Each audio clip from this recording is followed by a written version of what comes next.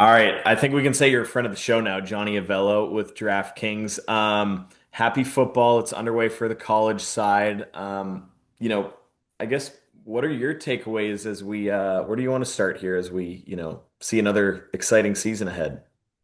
Well, yeah, the entire team for DraftKings, the trading team that handles all these football games, we got acclimated the last couple of weeks with week 0 and week 1 for college, and now this week they just bringing it all. We got the full slate of college as well as the NFL now included, starting with a Thursday night game.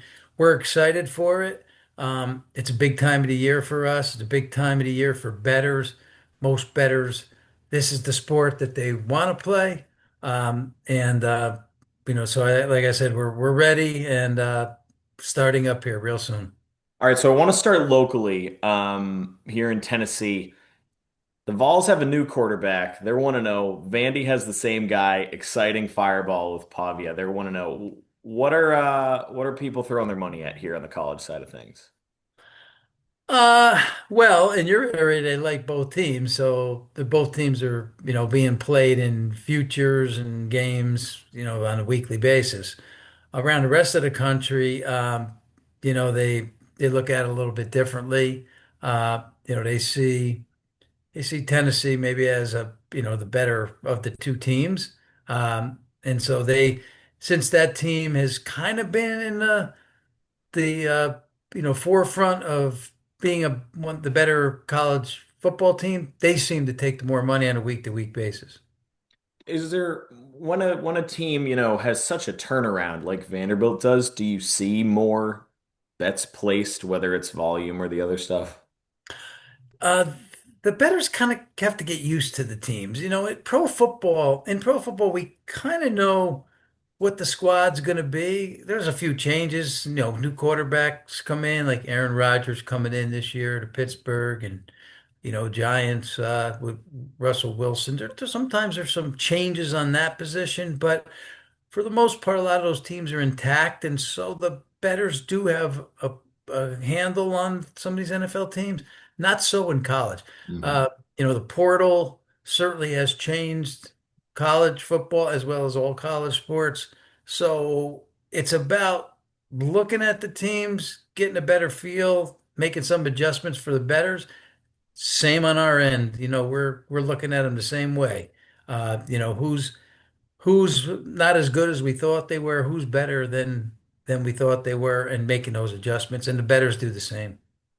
Definitely. So sticking with college for a second, maybe Alabama fans don't love it, but there was a lot of chaos last year during the regular season. It's not just if you lose, you're done. If you lose, you still have a chance. How do you guys all factor that in?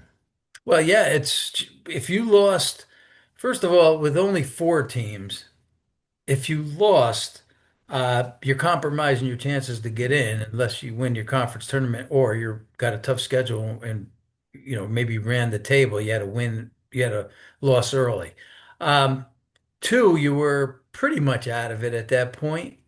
Now, 2, you're probably in it. And, if you've played a tough schedule and you're a good team, and 3 might even get you in it now. So, yeah, we've looked at it certainly a lot differently because there's 12 now that get in. Sure, there's some, smaller conferences that are going to get in. But, one loss doesn't mean that you're on the outside looking in, especially with some of the games we saw this past weekend where they were close games.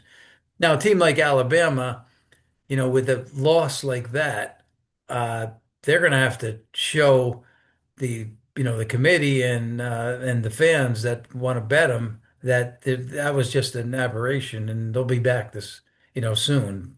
And being a 35-point favorite is not going to do it. It's going to be against a quality team. So that's the way we assess it. That's the way the bettors assess it. Yeah, definitely. All right, the Titans start up this weekend. And, you said the fans know these teams a little more when it comes to the NFL, but I guess the Titans could be one of the exceptions to that, right? I mean, second year coach, rookie QB, and they have a good rookie QB because they stunk last year. They really were struggling to find a quarterback, and now they've got hopefully they've got their guy.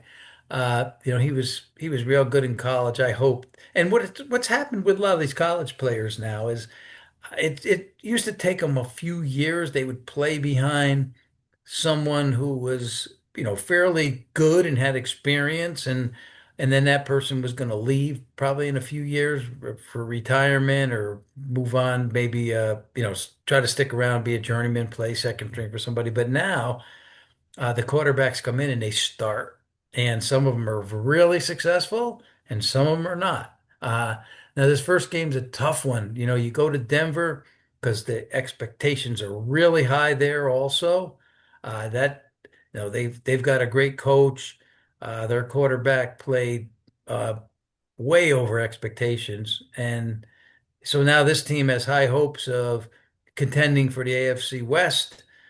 So you go in there and we open 7.5, which we think is a good number. It's more than a touchdown for, a kid coming in that certainly looks like he could be a successful NFL quarterback. And the bettors had wanted nothing to do with it. That game's moved up to 8.5 now. So the early money is on the Broncos. I think it'll stay that way. I think they'll tease the Broncos. I think they'll bet the Broncos in the Survivor contest. So we're going to need Tennessee this week. So hopefully shows up in a big way.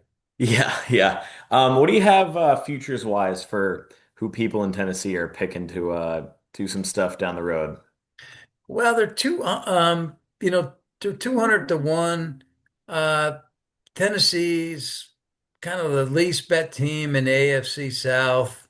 They're bet with the fewest regular season wins. The handle is on the under for them to win 5.5 games. But the positive part is Cam Ward's the most bet player Yeah. to win Offensive Rookie of the Year. So there's a positive there. But on the expectations going in, everything seems that the bettors are Well, better. it's a team Now, sport. yeah. Yeah. Remember, this is kind of data that we have overall in Mhm. your area. They're gonna Mhm. they're gonna play him. I mean, they they want him to win, and they're gonna put their money on a team that they can root for. It's just that the everybody else in the whole network sees it differently. And it was, when we talked this time last year, it was, Chiefs, Chiefs, Chiefs, right? For, who everyone's picking to win the Super Bowl. But what do you have there? Yeah, this year it's not the same.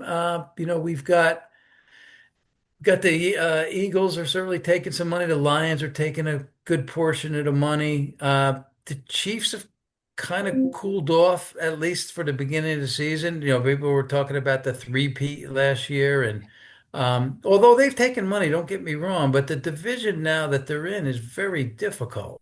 The three teams that are behind them the last few years have all gotten better, and at least on paper, they look like they're equal to last year, if not down a notch. Now, when you got Mahomes and Kelsey, and it seems like they just fill in those other pieces. But that AFC West is pretty tough, and the bottom team in there is the Raiders, and they've also improved a little bit.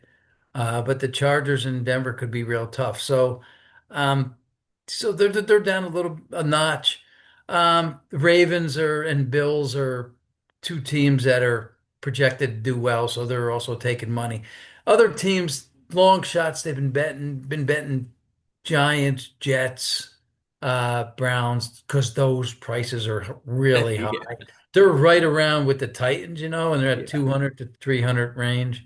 Um, those teams probably won't get there, but hey, you see a big number out there, you take a chance, and that's why the Titans are also getting bet in your area. When they're 200 to 1, you throw $10 on them, Yeah. it's a pretty nice score if they ever get there. Uh, but the teams that are the front runners are the ones that are taking most money. Definitely, definitely. What is I don't know. I don't know how to perfectly form this, but like, are there any surprises you see year to year that things that have jumped out to you since everything's really been legalized in more and more spaces and states and across the country? Yeah, Trends or picks or whatever. Well, at DraftKings, we expand the markets.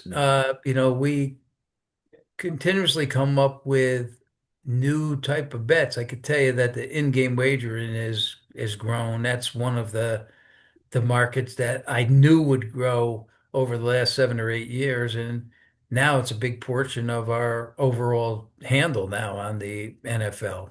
Um, the props certainly and the touchdown scores and all of that, we can expect that to be a big a popular bet for this coming weekend. People love to bet those first touchdown scores and multiple touchdown scores with a guy like Saquon Barkley. So, yeah, the trends are that the props continue to grow, the in game continues to grow. We continue to put up more uh, enticing types of wagers, and the NFL continues to promote their product. So, and with us and them kind of working together to make this a great product, it actually is one of the best that sports has to offer. All right, last question for me here. Switching gears. Do you guys have odds on any MLB expansion teams? City potential. We I don't have had that. being in Nashville, it's a hot topic. Yeah, we don't have that up right now. We at in Las Vegas we have one of the MLB teams, so I think it's not next year, the year after, because they're building a stadium. I think Nashville's certainly a good spot for one. Being down there and seeing the environment, seeing where the hockey is, where the new NFL stadium being built next to the old one. I think it'd be a great place to have. I mean, if I had to put odds on it, I'd say there was a good chance that they're going to eventually get it. The question is, will it be next or will it be in the next two or so? Yeah, makes sense, makes sense. Well, hey, enjoy the football season. We'll definitely talk soon. Okay, Johnny, good talking to you. Hey, thank you. How do I stop that? There it is.